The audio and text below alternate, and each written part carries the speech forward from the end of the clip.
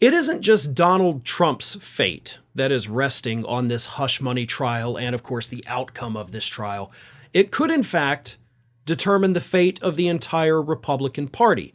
Because, as everybody knows, Donald Trump has officially taken over the RNC, which itself is the Republican Party apparatus. So everything that happens to Trump actually happens to the Republican Party itself. And because of that, some Republicans have decided to start freaking out, and one of them, Byron Donalds, Republican congressman from the state of Florida, decided to make his pitch to the people of New York, begging them in a TV appearance this week to acquit Donald Trump of all the charges. Here is what Byron Donalds, again, Republican congressman from Florida, said on Newsmax this week. My plea is to the people of Manhattan that may sit on this trial. Please do the right thing for this country. Everybody's allowed to have their political viewpoints, but the law is supposed to be blind and no respecter of persons. This is a trash case. There is no crime here. And if there is any potential for a verdict, they should vote not guilty. Now, to me, that kind of seems a lot like potential jury tampering. You directly addressed people in the area where the jury pool came from.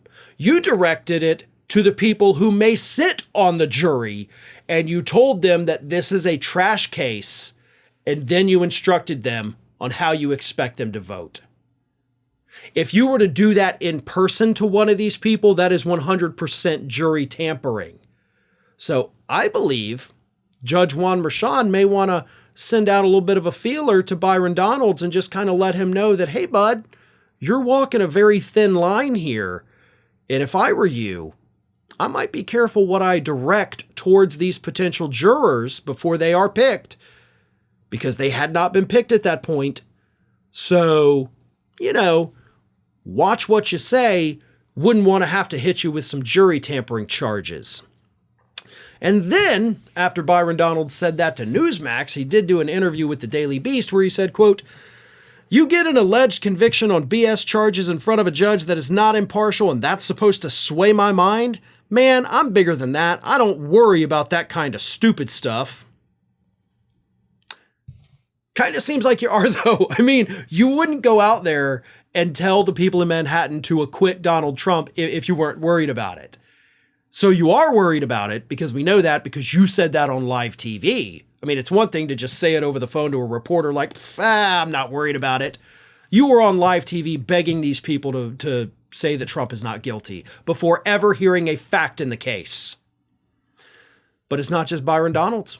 Daily Beast also spoke to J.D. Vance, who, of course, is on Donald Trump's shortlist as a potential VP pick. J.D. Vance said, quote, "I'm very uncomfortable with the weaponized justice system. I couldn't care less what a weaponized justice system says. Ultimately, it's not going to change my vote. I don't think it'll change most Americans' votes." Hey, JD, you ever heard of something called polls? Because literally every single poll out there says this will, in fact, change the way people are going to vote in November. So perhaps do a little research before you go out there and make stupid statements. But Republicans aren't going to do any research. And they are going to continue making stupid statements because they are scared. I don't want to use any profanity. They're scared to death about what this trial is going to do to their party. Because no matter what, convicted or not, Donald Trump is going to be the first Republican on the ballot in November. That will be the first name with an R next to it that people see across the country on their ballots.